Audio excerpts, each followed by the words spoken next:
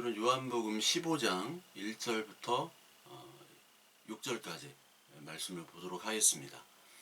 나는 포도나무요, 너는 내 가지라. 그렇죠? 이 구문 너무나 잘 아시는 이 구문을 가지고 오늘 말씀을 드리도록 하겠습니다. 나는 참 포도나무요, 내 아버지는 농부라. 무릇 내게 붙어 있어 과실을 맺지 아니하는 가지는 아버지께서 이를 제하여 버리시고 무릇 과실을 맺는 가지는 더 과실을 맺게 하려, 이렇게 시작이 됩니다.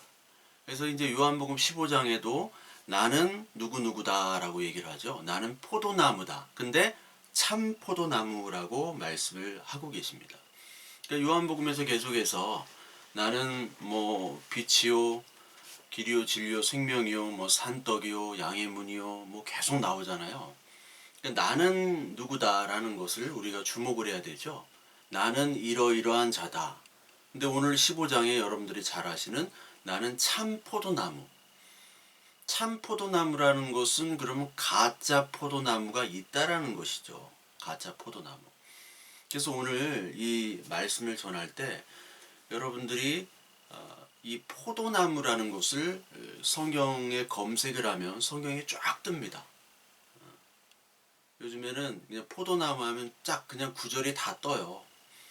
그래서 그 포도나무에 대해서만 구약과 신약에 대해서 읽기만 해도 여러분들은 엄청난 신약과 구약의 지식을 갖게 되고, 이것이 바로 포도나무, 포도의 의미구나.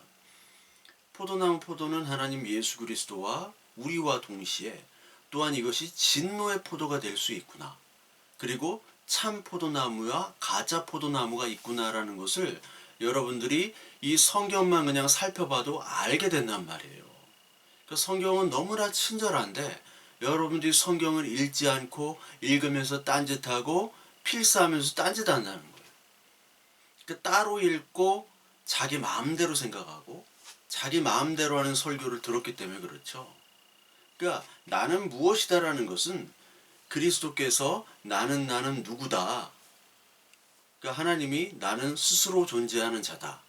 나는 나다. 에고 에이미. 그것처럼 불변하는 진리를 얘기하는 겁니다. 나는 누구나 했을 때. 그러니까 하나님만이 불변의 진리요. 이것들은 다 허상이라는 거죠. 마치 플라톤 철학 같죠. 근데 플라톤 철학하고는 많이 다르죠.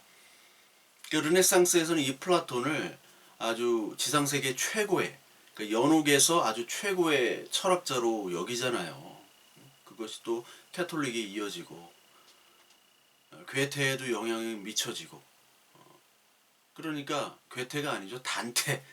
예, 뭐 같은 테지만 하여튼 단테에서도 그 영향이 이루어져요. 그러니까 인본주의적인 그런 철학이 이 신학에도 그냥 이렇게 영향을 미치는 거죠.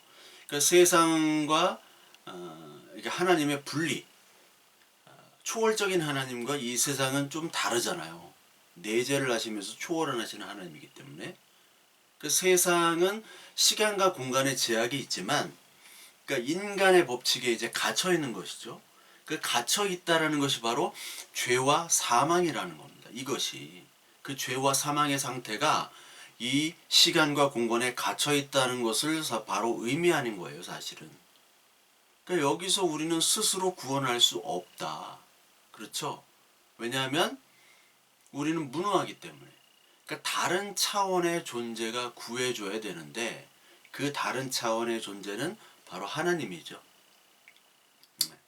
그 하나님이 바로 진짜 포도나무요, 진짜 하나님.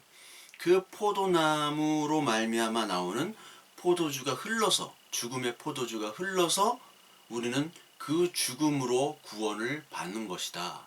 이게 성경의 이야기죠.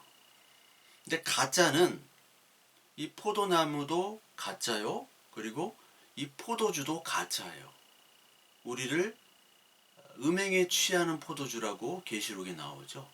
그러니까 가짜들은 절대로 죽어서 포도주로 나오지가 않습니다.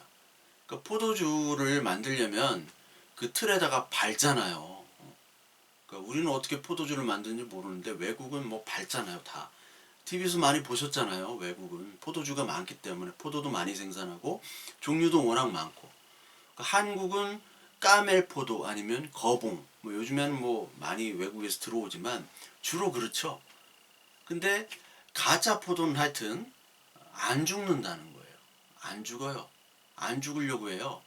그러니까 성경은 이 가짜 포도와 진짜 포도의 싸움, 가짜 포도나무와 진짜 포도나무의 싸움입니다. 참과 거짓의 싸움, 하나님과 마귀, 666과 777의 싸움, 가인과 아벨, 그렇죠. 이삭과 이스마엘, 그 싸움이에요. 계속해서 가짜와의 싸움입니다. 그러니까 이 가짜와의 싸움은 그 어둠 속에서 그 가짜에게 하나님의 빛이 임하는 거죠. 그것이 구원입니다. 근데 그것을 임하지 못하게 가짜는 이렇게 덮어요. 가짜는 내가 진짜야 라고 하면서 이 짝퉁들은 가짜인데 진짜 흉내를 내잖아요. 똑같습니다. 그러니까 가짜는 자기가 주인이 되려고 하는 거예요. 자기가. 예. 자기가 주인이 되고 남을 찌르죠. 그것이 가짜며 그것이 죄악, 창세기에 선악을 알게 하는 열매를 먹은 후에 우리들의 모습입니다. 이 사사기 9장에 보면 그 9장에 나무들이 쭉 나옵니다. 나무들이 나오는데 여기 이제 사사기 9장은 그 세겜에서 그 아비멜렉을 왕으로 삼을 때 그 요담이 그에게 이제 사람들에게 알리는 그런 모습을 얘기하는 거죠. 그래서 이 아비멜렉은 바로 기드온의 아들이에요. 근데 악한 왕이 되는 거죠. 그 요담이 어떻게 살아남아가지고 다 죽였는데 그 막 이복 형제들을 다 죽이고 왕이 되는데 세겜 사람들아 내 말을 들어라 하면서 시작되는 거예요.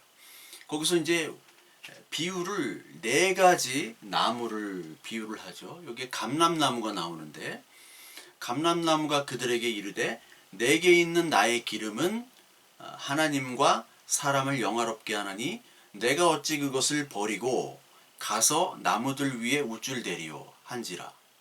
나무들이 또 무화과 나무에게 이르되 너는 와서 우리의 왕이 되라 하매 무화과 나무가 그들에게 이르되 나의 단 것과 나의 아름다운 열매를 내가 어찌 버리고 가서 나무들 위에 우쭐대리오 한지라. 나무들이 또 포도나무에게 이르되 너는 와서 우리에게 왕 되라. 포도나무가 그들에게 하나님과 사람을 기쁘게 하는 내 포도주를 어찌 버리고 내가 나무 위에 우쭐대리요. 근데 여기 마지막에 가시나무가 나오죠. 그러니까 감람나무, 무화과나무, 포도나무는 다 자기의 역할대로 하나님이 나의 역할을 주고 그리고 그것으로 말미암아 하나님께 열매를 맺고 하나님께 영광을 돌리는 일을 하는데 마지막에 가시나무는 열매가 없어요. 가시밖에 없어요. 그런데 이 가시나무가 우리의 왕이 되라 하니까 나무들에게 이르되 만일 너희가 참으로 내게 기름을 부어 너희 위에 왕으로 삼겠거든 와서 내 그늘에 피하라. 그리하지 않으면 불이 가시나무에 나와서 레바논의 백향목을 살을 것이니라 하였느니라. 이렇게 얘기를 해요. 그러니까 요담은 이 가시나무를 그 아비멜렉에 비유를 한 거죠. 너는 열매를 맺지 못하는 가짜라는 거예요. 근데 가짜가 왕이 되는 거죠. 내가 진짜 왕이라는 거예요. 그러니까 가짜들은 늘 그렇습니다. 내가 진짜 왕이기 때문에 너희들 나한테 와서 내 밑에 무릎을 꿇으면 내가 살려는 줄게. 살려는 드릴게. 신세계 이중구가 그러죠. 내가 살려는 드릴게. 그게 가시나무란 말이에요. 가시나무. 그러니까 가시나무는 자기의 가시로 다른 사람을 찌릅니다. 그러면서 내가 왕 흉내를 내는 거예요. 왕 흉내. 이게 껍데기만 있는 사람들입니다. 껍데기. 그러니까 노자 도덕경에 보면 피갈 회옥이라고 겉은 누더기예요. 근데 안에 옥이 들어있어요.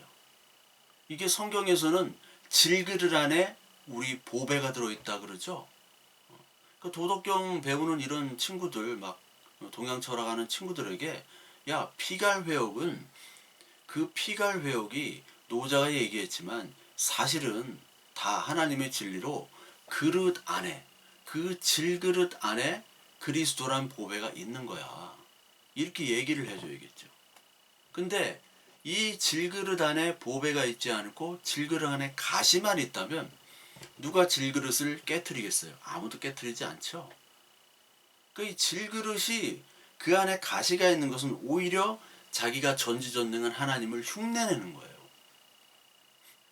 이것이 바로 정치, 종교, 기업인들이 하는 활동입니다.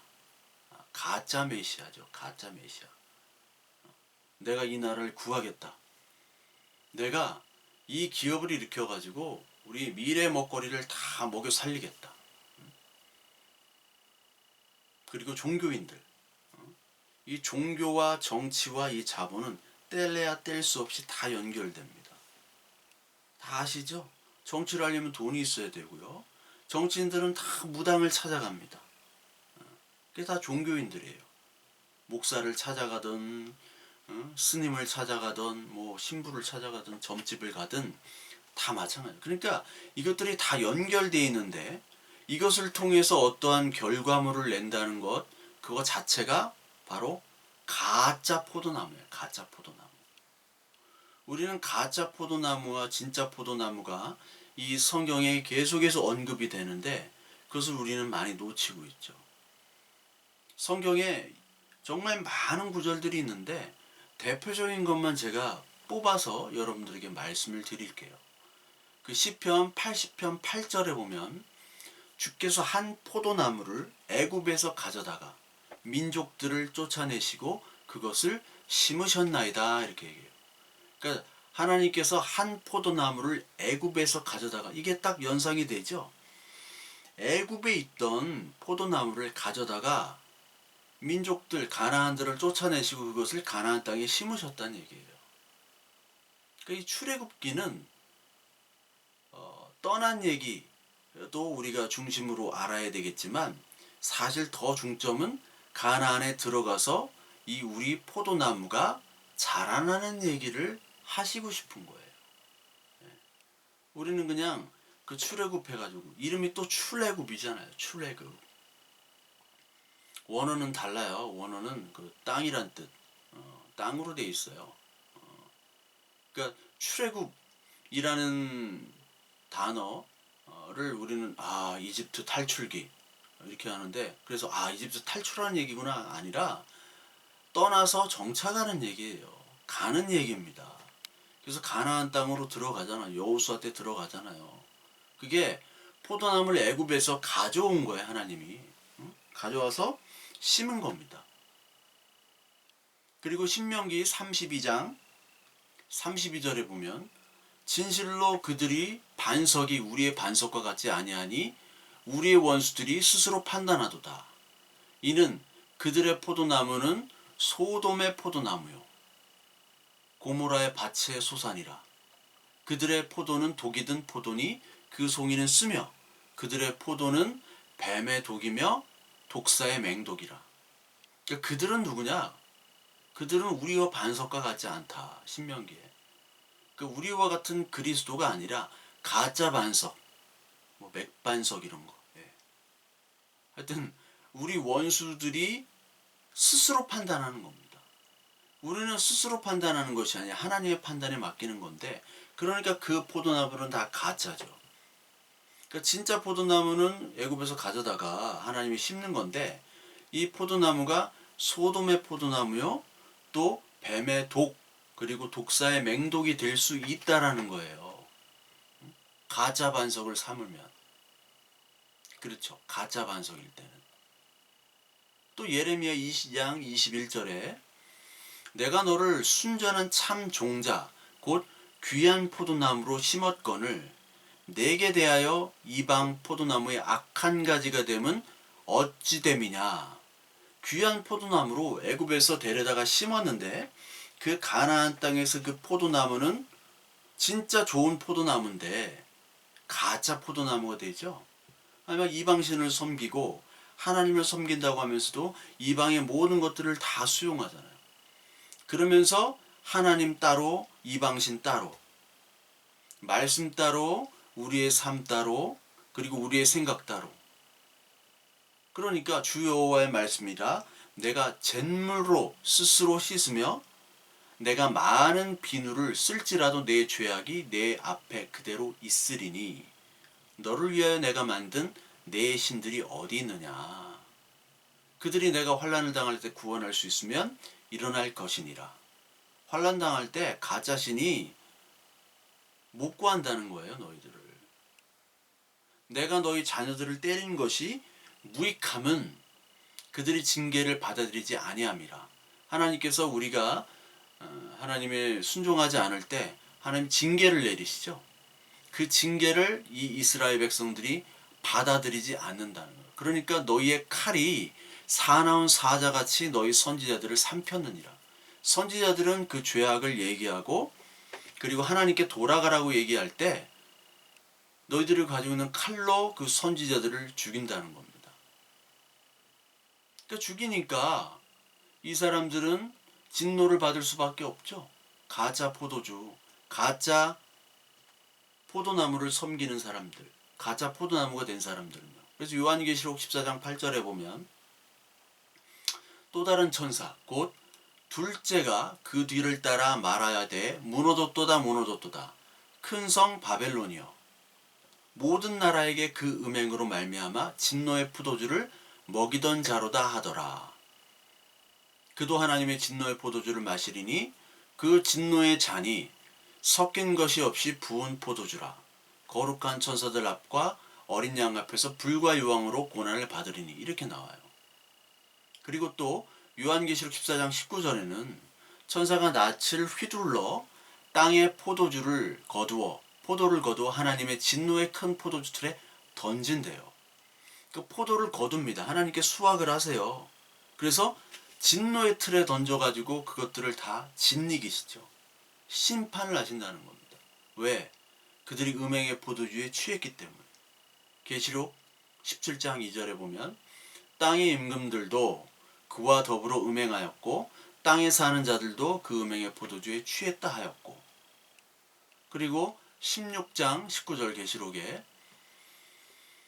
큰 성이 세 갈래로 갈라지고 만국의 성들도 무너지니 큰 성 바벨론이 하나님 앞에 기억하신 바 되어 그의 맹렬한 진노의 포도주잔을 받음에 이렇게 나옵니다. 그리고 요한계시록 19장 15절에 그의 입에서 예리한 검이 나오니 그것으로 만국을 치겠고 친히 그들을 철장으로 다스리며 또 친히 하나님 곧 전능하신 이의 맹렬한 진노의 포도주의 틀을 밟겠고.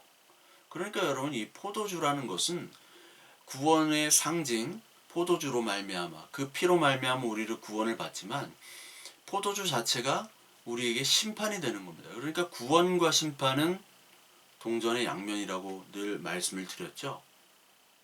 그러니까 우리는 정말 이게 생명의 포도주로 마시고 그것을 알았는데 그게 진노의 포도주라는 거예요. 그렇게 될 수 있다라는 겁니다. 이집트 나일강이 이 이집트에게는 생명의 원천이죠. 생명의 원천.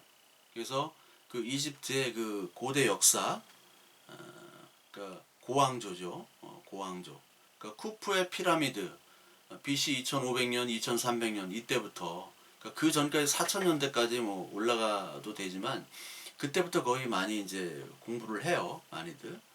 그때부터 이제 신들이 조금씩 바뀌고 지역이 바뀌고 이제 상 이집트랑 하 이집트가 있어요. 상 이집트는 좀 상류고 하 이집트는 저쪽 그 알렉산드리아 쪽 그리고 그 카이로 쪽 그쪽이죠. 그러니까 상 이집트와 하 이집트가 늘 이렇게 충돌을 하게 되는데 결국은 이 나일강을 얻기 위한 싸움이거든요. 나일강. 그러니까 나일강은 이제 생명의 원천입니다. 그 나일강 자체가 신이에요. 수호 신이에요. 근데 그 나일강으로 말미암아 많은 풍요를 얻었죠. 그래서 나일강에서 많은 사람들, 이스라엘 사람들 역시도 나일강에서 노예로 살면서 나일강의 수혜를 얻고 살았고 생명의 원천이라고 생각했어요. 그런데 하나님이 모세를 통해서 그 나일강을 피로 만들어버리죠. 피로 변하게 해요. 그 나일강을 먹지를 못하는 거예요. 사실은 그 나일강은 생명의 원천이 아니라 심판의 원천이라는 것을 보여주고 계신 거예요. 피로 변하게. 야, 네가 생명수미 아니라 수가 아니라 진짜는 뱀의 독이요 맹독이다. 피심판을 너희가 받을 것이다. 그것을 상징하고 있는 거예요. 내가 먹는 물이 깨끗한 줄 알았는데 이게 핏물이에요. 먹으면 죽는 거예요. 그 피에 뭐가 섞이는 줄 알아요? 막 동물 피부터 다 섞였는데 먹으면 죽는 건데 그걸 생명수로 착각하고 구원수로 착각하고 썩은 포도, 잘못된 포도, 먹으면 죽는 잘못된 포도주를 먹는 거죠. 그렇게 살아왔어요, 우리는. 근데 그거를 해결할 수 있는 방법이 없죠. 그래서 주님께서 그 포도주, 마지막 돌아가실 때 포도주를 입에 적시잖아요. 근데 거기에 이제 모략, 마취제를 타가지고 고통을 줄이게 하는 방법이 바로 사형 방법 중에 그래도 가장 큰 긍휼이에요. 죄수에게 이제 십자가형을 하는데 이제 마취를 좀 고통을 줄이려고 마취를 주는데 그것도 그거를 거부하시죠. 그러니까 끝까지 온전하게 죽으시는 거예요. 끝까지 온전하게. 내가 그 맹독을 먹고 죽는 거죠. 그러니까 이 포도나무는 심판이 될 수 있고 구원도 될 수 있는 겁니다. 에스겔서 15장 2절부터 5절까지 보면 인자야 포도나무가 모든 포도나무보다 나은 것이 무엇이랴. 숲속의 여러 나무 가운데 있는 그 포도나무 가지가 나은 것이 무엇이랴. 그 나무를 가지고 무엇을 제조할 수 있겠느냐. 그것으로 묻은 그릇을 그리고 걸못을 만들 수 있겠느냐. 불에 던짐 땔감이 될 뿐이라 이렇게 얘기하죠. 왜냐하면 포도는 열매를 맺지 않으면 땔감입니다. 그러니까 포도나무를 여러분들 구경하셨으면요. 포도나무를 보면 땔감도 안 돼요. 그게 뭐 이렇게 가지로 돼 있고 그렇죠. 가지로 돼 있고 막 그렇기 때문에 땔감이 참 되지가 않습니다. 땔감이 안 되고 뭐 쓸모가 없어요. 포도 열매를 먹지 않으면. 그러니까 이 포도 열매를 먹지 않으면 아무 쓸모가 없는데 너희들 아무 쓸모가 없는 열매 없는 거를 다 불사버리는 거죠. 불 살아 벌리는 거예요. 그냥 땔감도 안 되고. 그리고 그렇기 때문에 우리들은 어떠한 상태냐? 완전히 쓸모없는 상태, 죄악의 상태라는 거죠. 능력 없는 상태. 그런데 그 능력 없는 우리에게 참 포도나무가 오시는 겁니다. 이게 스갈에서 8장에 나와요. 8장 11절부터 15절에 곧 평강의 씨앗을 얻을 것이라. 포도나무 열매를 맺음에 땅이 산물을 내며 하늘은 이슬을 내리리니 내가 이 남은 백성으로 이 모든 것을 누리게 하리라. 유다 족속아 이스라엘 족속아 너희 이방인 가운데서 저주가 되었으나 이제는 내가 너희를 구원하여 너희가 복이 되게 하리니 두려워하지 말지니라. 손을 견고히 할지니라. 만군의 여호와가 이와 같이 말하노라. 너희 조상들이 나를 경노하게 하였을 때 내가 그들에게 재앙을 내리기로 뜻하고 뉘우치지 아니하였으나 이제 내가 다시 예루살렘과 유다 족속에게 은혜를 베풀기로 뜻하였나니 너희는 두려워하지 말라. 지금 뭐냐면 평강의 씨앗 진짜 포도나무가 와가지고 너희들을 구원하겠다는 말이에요. 열매가 없는 땔감으로 안 되는 그런 우리들을 구해내고 그러니까 너희들은 두려워하지 말래요.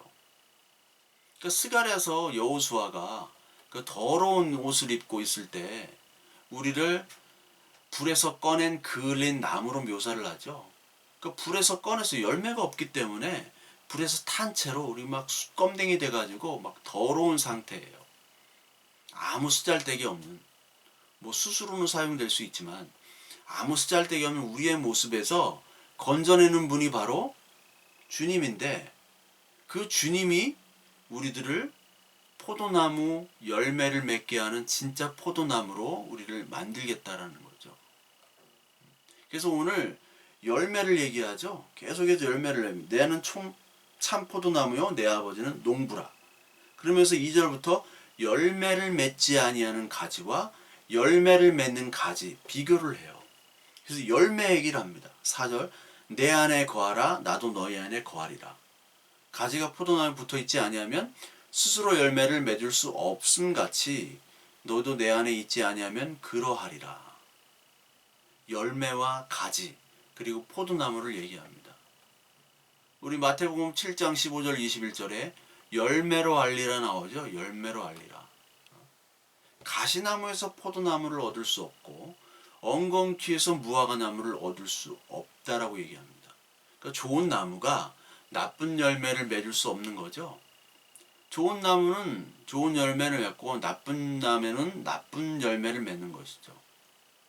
그러니까 열매라는 것은 네가 어떻게 노력해서 열매를 맺는다는 것이 아니라 좋은 나무일 때 열매를 맺는다는 거예요. 좋은 열매를.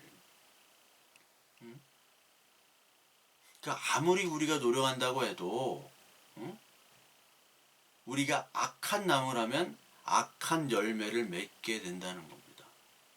그러니까 우리가 열매로 알리라면 우리가 나무는 제쳐놓고 열심히 막 양분 주고 그리고 막 노력하고 관리해가지고 열매를 맺는다라고 이렇게 보이지만 그것이 아니라 열매로 알리라는 것은 나무를 얘기해요. 나무. 오늘도 이 포도나무와 가지는 이 가지 너희들은 나무에 붙어 있으란 얘기입니다. 여러분 나쁜 나무에서도 열매를 맺을 수 있어요. 아니 더 잘 맺을 수 있어요. 나쁜 나무에서도 열매가 주렁주렁 있을 수도 있고 근데 그건 먹지 못하는 열매가 있을 수 있습니다. 특히 여러분 독버섯 아시죠? 얼마나 잘 자랍니까 독버섯. 송이버섯 같은 거는 진짜 이 자라기 힘들어요. 자연산 송이 먹어보셨나요? 전 자연산 송이를 옛날에 먹어봤어요. 뭐 군대 대민 지원 나가가지고 자연산 송이더라고요. 딱 모습이.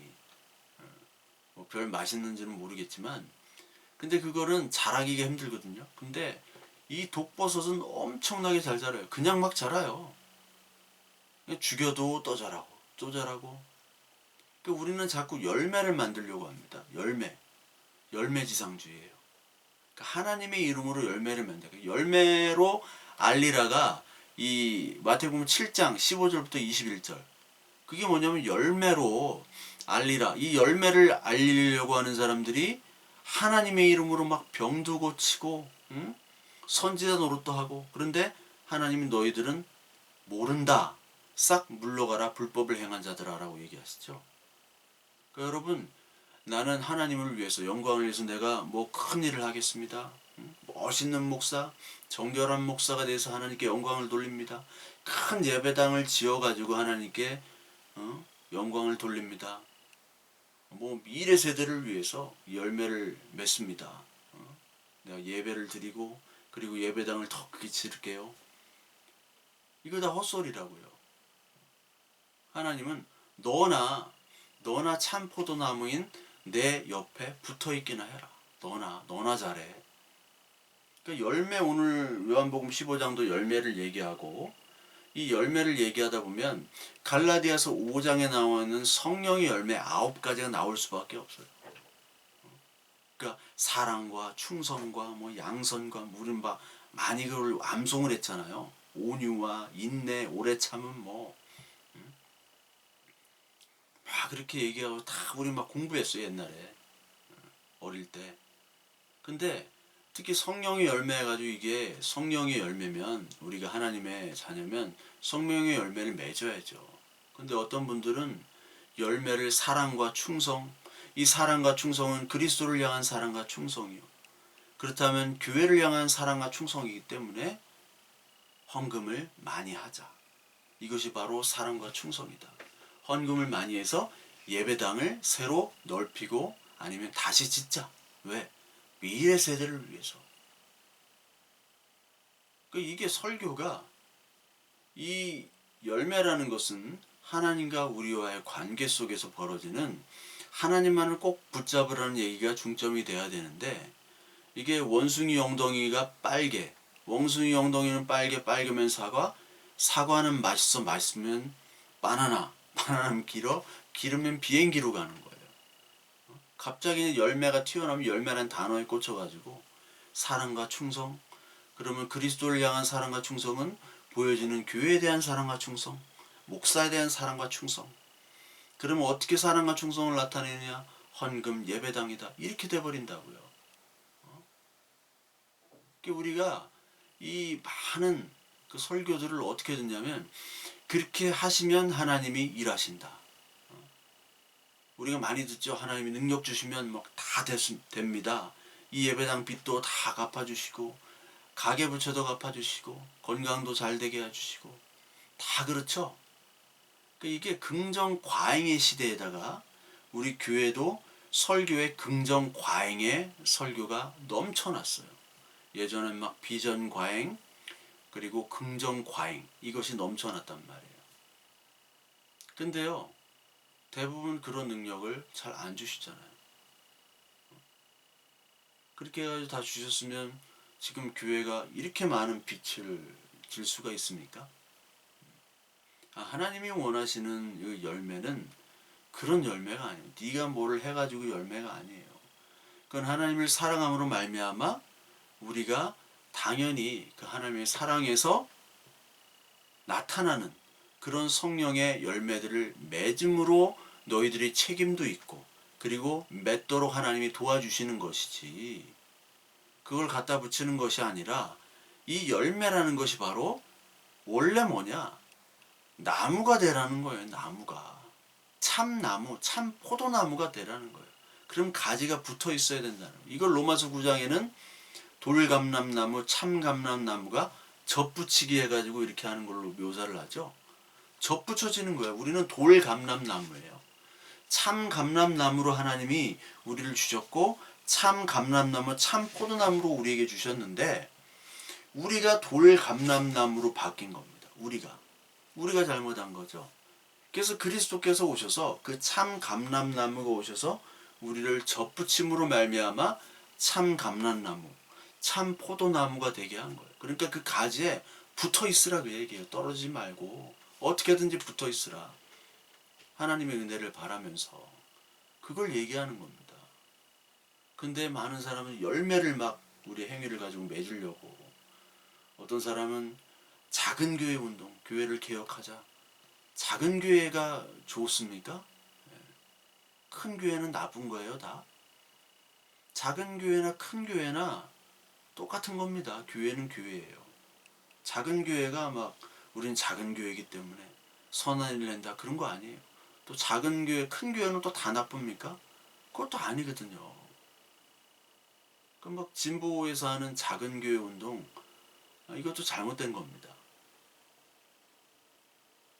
그러니까 우리는 자꾸 어떤 인간적인 개념에서 어떤 열매를 맺으려고 해요. 그게 어떻게 보면 이제 철학과 이 사회 도덕 윤리 이런 것을 가지고 어떤 기독교의 열매를 자꾸 맺으려고 합니다. 근데 이것이 바로 이단 사상이에요, 여러분. 아니 뭐 뜬금없이 왜 저런 얘기를 하나? 이단 사상. 그러니까 여러분들이 잘 들으셔야 돼요. 이거는 잘 들어. 왜냐하면 오늘 조금 3,000% 갈 수도 있는데 그 이단 사상, 교묘한 그 이단 사상이 어떻게 나오느냐 여러분들 좀 알 필요가 있습니다. 그 현대 신학과도 관련이 되고 그러니까 이 얘기를 좀 잘 들으셨으면 좋겠어요. 제가 지난 시간인가 이어령 교수님 돌아가신 아주 훌륭한 분이시죠. 이어령 교수님에 대해서 그분이 그리스도에 대한 고백이 없다라고 말씀을 드렸는데 그렇습니다. 그분 어떤 거를 찾아봐도 책이나 뭐 어떤 칼럼이나 또 영상을 찾아봐도 그리스도에 대한 고백이 별로 없으세요.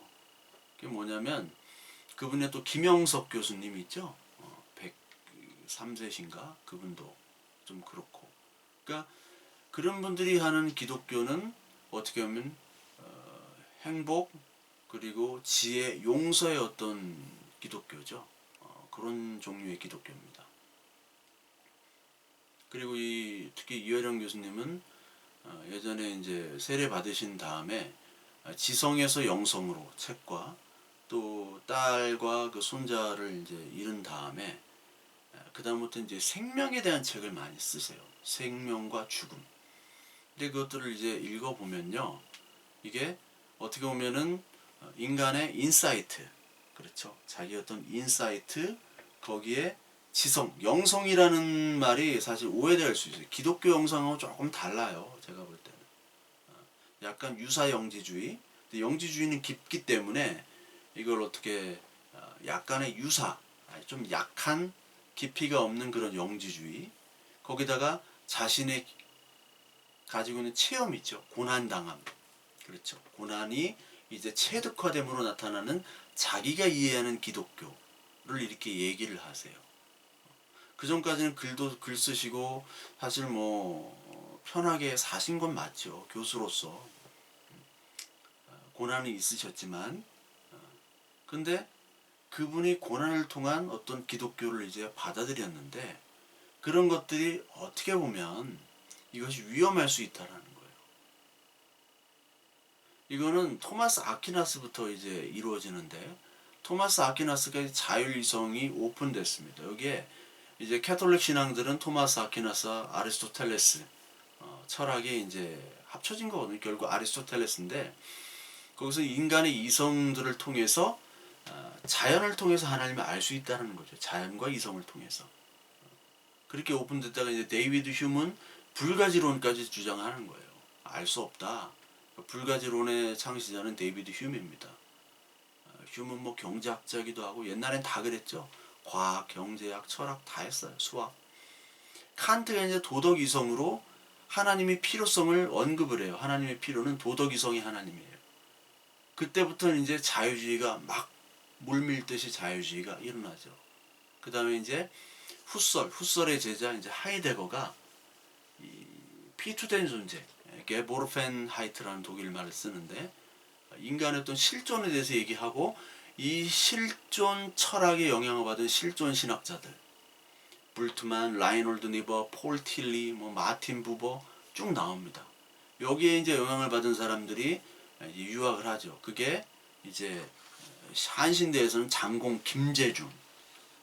김재준 교수가 이제 그 영향을 받고 그에 따라 이제 1920년대에는 미국의 극보수주의입니다. 또 극보수주의의 대결이에요.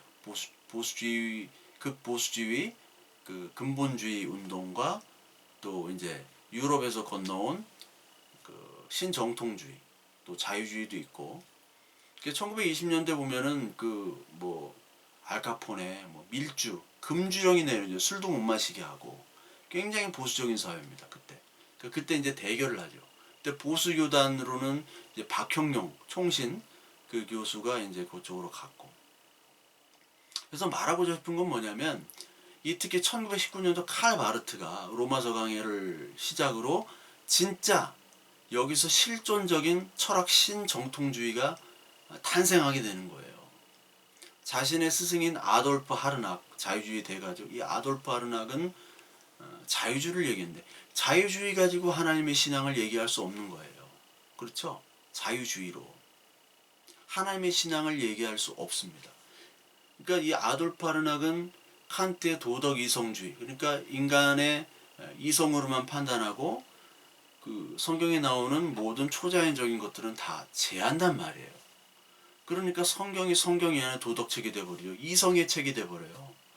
근데 1차 대전 이후로 실존주의, 1차 대전이 많은 영향을 미쳤죠. 실존주의 철학이 실존주의 신학을 만들고 여기에 신정통주의가 조금 가입이 돼요. 그러니까 자유주의를 막았던 게 신정통주의지만 또 하이데거 같은 그 실존주의 철학의 영향을 받은 것도 신정통주의입니다. 그래서 이 칼 바르트는 하나님을 하나님 되게 하라고 하고 아돌프 하르낙을 반대하죠. 마치 플라톤의 제자 아리스토텔레스가 반대했어요. 근데 이 칼 바르트와 아돌프 하르낙은 아리스토텔레스와 플라톤이 반대 방향이죠. 그러니까 아돌프 하르낙은 이 땅의 어떤 내재적인 것, 내재적인 이성 신앙을 얘기했는데 칼 바르트는 위를 가리켰잖아요. 칼 바르트는 플라톤적이고 아돌프 하르낙은 아리스토텔레스적이죠. 반대가 돼버리죠. 스승과 제자가. 무슨 얘기인지 아십니까? 예. 위로부터만 계시가 신학이 된다. 하나님이 되게 하라. 그럼 여러분들이 보시면 딱 들으면 하나님이 하나님 되게 하라. 너무나 좋은 말인데? 너무나 맞는 말이잖아요. 굉장히 신앙적인 말 같죠? 근데 하나님을 하나님이 되게 해라. 위로부터 계시만 신앙이다. 이것은요, 하나님이 하나님처럼 나에게 느껴지고 나한테 계시가 임할 때 하나님이 되는 거지, 하나님 원래 하나님을 인정 안 하는 거예요. 깊이 들어가면. 그러니까 여러분 1달러 지폐에 In God we trust라는 말이 있습니다. In God we trust. In God을 앞으로 뺐죠. 도치를 강조하는 거죠. 우리는 정말 하나님 믿습니다. 거기서 말하는 하나님이 뭘까요? 거기서 말하는 하나님은 우리가 얘기하는 하나님이 아니에요. 미국은요, 로크 철학을 받은 이신론 철학이죠. 그 시계공 철학이에요. 하나님은 시계를 만들었지만 우리가 열심히 하는 거예요. 여기서 하나님은 인간 이성입니다.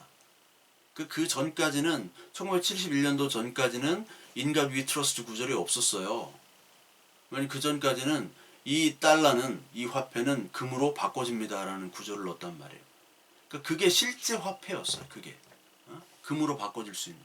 근데 이제 그게 브레튼 우즈 체제였는데 킹스턴 체제가 된 다음부터는 금 불태한 선언을 닉슨이 해버리죠. 그 다음부터는 막 찍어냅니다. 이게 킹스턴 체제예요. 막 찍어내요. 베트남전 돈도 써야 되지, 오일 쇼크 오지. 그러니까 달러를 막 찍어내기 시작합니다. 그거는 명목화폐, 아무 쓰잘데기 없는 게 종이에요. 종이 쪼가리. 근데 이 종이 쪼가리를 하나님께서 뱅크런 하지 않고 모든 사람들이 다 인출하는 그런 은행 폭망 사태가 이루어지지 않도록 하나님이 지켜주실 것을 우리가 믿습니다라는 거예요. 그게 하나님은 바로 인간 이성을 얘기하는 거예요. 무슨 얘기인지 아십니까? 인간 이성이 지켜준다는 거예요. 그게 이신론이에요. 합리적 이성, 우리들의 합리적 정치적 판단, 그리고 의사결정을 하나님이 허락한 인간의 이성이 지켜줄 것이다. 지금까지 어떻게 지켜주고 있는 거예요. 달러 막 찍었는데 지금 부도 안 났잖아요. 쓰레기 안 났잖아요. 달러가 가치가 있잖아요. 아직까지. 그렇게 많이 찍어냈는데도. 인간 위 트러스트. 이거 맞는 말이네. 그 의미를 몰라요. 1달러 보고 역시 미국은 기독교 국가야. 이게 바보들이 그런 해석을 하죠. 그러니까 바보들은요, 그냥 얄팍한 지식을 가지고 그걸 흡수하는 겁니다. 아니에요. 똑같아요. 칼바르트도 하나님이 되게 하라. 칼바르트는 히스토리와 게슈이테를 구분합니다. 히스토리는 그 히스토리의 하나님, 전체 우주 역사의 중심이신 그 하나님이 있지만, 그거는 진짜 히스토리가 아니라 게슈이테일 때만이 하나님의 의미가 드러난다고 얘기해요. 즉 십자가의 사건이 히스토리지만 우리에게 아무 의미가 없죠. 근데 나에게 십자가의 사건, 죽음과 고난과 그리고 부활로 다가오는 게 게슈이테예요. 그럴 때 진짜 하나님 만나는 거고 하나님의 말씀이 된다라는 거예요. 이게 굉장히 성경적인 것 같죠. 그러나 하나님의 말씀은 된다라는 거지 하나님의 말씀이 다가 아니에요. 우리는 하나님의 말씀이다. 이건 온전 무결한 절대적인 하나님의 말씀이다라고 우리는 알아야고 고백을 해야 되는데, 하나님의 말씀이 된다. 왜? 실존적인 의미가 있을 때만 나에게 파악되는 거예요. 그렇다 보면 성경에 있는 모든 말씀들이 주관적인 신앙으로 흘러나게 돼요. 그리고 칼바르트는 성경의 죄, 사망, 죽음, 심판에 대한 모호한 태도를 취하기 마련입니다. 그렇게 취하게 돼요. 다시 이혜령 교수님으로 돌아가서, 김영석 교수님은 그냥 없어요. 메시지가 행복하고 지혜롭고 마음 편하게 이런 어떤 그냥 자기계발서 같은 그런 얘기를 하세요. 다 잘되고 자기도 교수고 자기 아들들도 철학과 교수고 다 잘돼서 올해 장수하고. 그런데 이혜령 교수로 다시 돌아가서, 이혜령 교수 이렇게 잘 하다가 히스토리였어요. 그 전까지 십자가가. 근데 자기 딸, 자기 손자 죽고 게슈이테가 된 거예요. 참 의미 있죠. 저도 이런 게슈이테, 신정통주의, 이런 철학적인 모든 사상들이 사실 좀 바탕이 되고, 제가 이런 것들을 좋아하기 때문에 그런 것들에 대한 욕심이 있고, 그래서 저는 처음에 교회 가서 목사님들 설교를 들을 때 너무나 시시하고 너무나 엉터리고 그냥 성경 구절도 하나도 얘기 안 하면서 자기가 하고 싶은 얘기를 할 때 저는 너무나 절망하고 좌절했어요. 하나님이 이렇게 보잘것없는 하나님인가? 성경이 이렇게 보잘것없는 것인가? 증산도 도전만도 못한 이런 성경을 가르치고 있는가라고 했어요.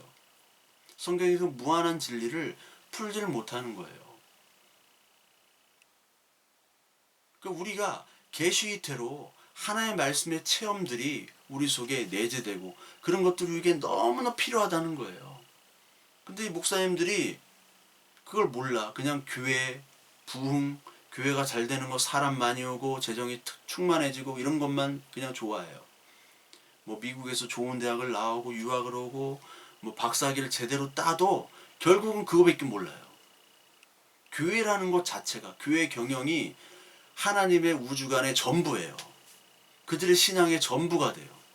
그렇다면 뭐하러 전도를 합니까? 이 세상 사람들이 지금 얼마나 고민하고 고통받고 아파하고, 그리스도인들이 더 많이 힘들어하고 지금 아파하고 자살하려고 하는 사람도 많고, 인간의 의미도 모르고 하나님이 없다고 하는 사람 너무나 많은데, 그러면서 예배를 드리는 사람 많은데, 그냥 예배 드리고 교회만 잘 됩시다, 그런 메시지이기 때문에 이런 신정통주의적인 철학적인 사고를 가진 이런 해석들이 없어요. 그것들이 반드시 필요합니다. 반드시 필요해요. 진짜 필요해요. 그런데 그런 것들은 과정으로 겪으라는 얘기예요. 과정. 이여론 교수님은 그런 과정일 수 있어요. 과정. 초신자일 수 있어요. 그런데 그런 과정이 아니라 맨 마지막에는 하나님, 나는 아무것도 모릅니다. 하나님의 은혜 아니면 이 죄인 죽어 불구덩이로 사라지는 존재입니다. 주님, 나를 붙잡아 주세요. 이거 한마디의 고백이 필요하거든요. 그럴 때 너는 모든 것을 다 안다. 내 자녀다. 내 사랑하는 자녀라는 걸 하나님의 칭찬을 받는 겁니다. 바리새인과 세리들은 그런 것들을 막 자랑했어요. 근데 결국은 하나님의 선택을 받지 못했고, 아무것도 모릅니다. 그냥 하늘에 우러러 하나님 나 좀 도와주세요. 이런 사람들은 너 잘났다. 잘났다고 막 자랑한 사람은 못난 놈. 이순신 못난 놈. 그러고 저는 아무것도 모릅니다. 너 잘난 놈이다. 우리가 신앙을 묻고 의심하고 경험하고 이런 것들이 우리의 철학적인 과정, 그리고 신정통주의의 어떤 그런 긍정적인 면이 있습니다. 근데 마지막에는 결국 그 많은 것들이 합쳐서 하나로 와야 돼요. 하나님을 향한 고백으로. 근데 우리 이 훌륭한 이여론 교수님의 모든 그런 모습은 그것이 없었습니다. 제가 판단하기로. 제 판단이 틀렸으면 좋겠어요. 근데 찾아볼 수가 없었어요. 근데 더 위험한 건 많은 사람들이 이여론 교수님 너무 훌륭하고 인품도 좋으시고 얼마나 좋은 말씀도 많이 해주세요. 근데 그것이 기독교인 줄 알고 생각하는 거예요. 하이데거의 철학과, 그러니까 불트만, 라이놀드 니버, 뭐 폴 틸리, 마틴 부버는 태초에 관계가 있었다. 얼마나 멋있어요. 그러니까 이런 철학적인 과정들을 받은 사람들은 이 정통적이란 용어들, 창조, 구원, 죄, 사망, 생명을 똑같이 얘기합니다. 그런데 재해석하는 거예요. 약간 틀어버립니다. 멋있게. 그래서 사람들이 귀 기울이고, 야, 저런 설교를 해? 이여론 교수님을 보면서, 야, 저런 얘기를 해? 인사이트를 받는 거예요. 자기도 인사이트를 얘기하고.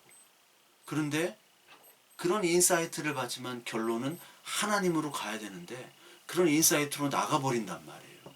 그리스도를 얘기하지 않고.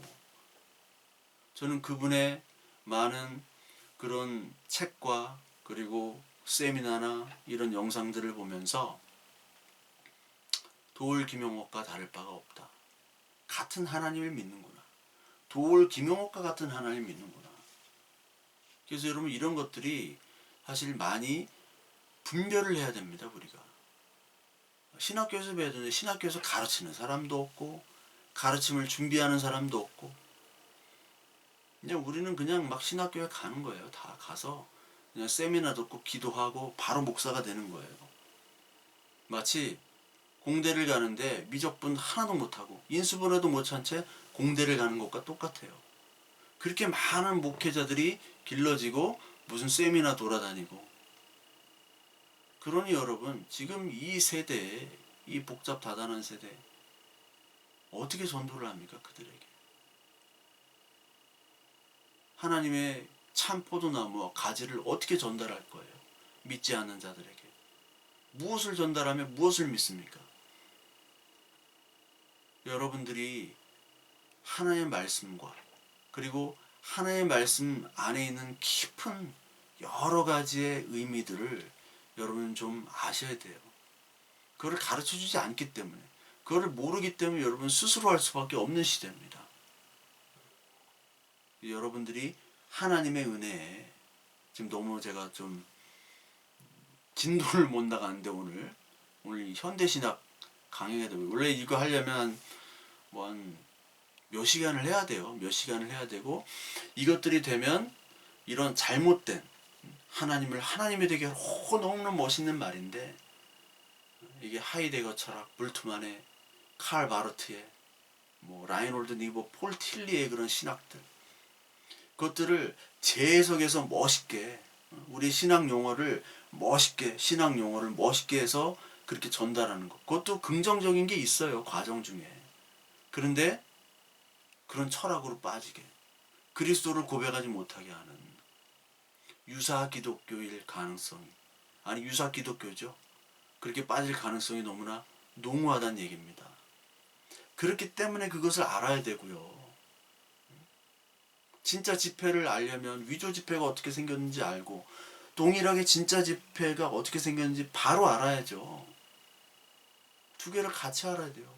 요즘엔 위조 지폐도 하도 정교하니까, 옛날엔 진짜 원본만 알면 됐는데 마찬가지입니다.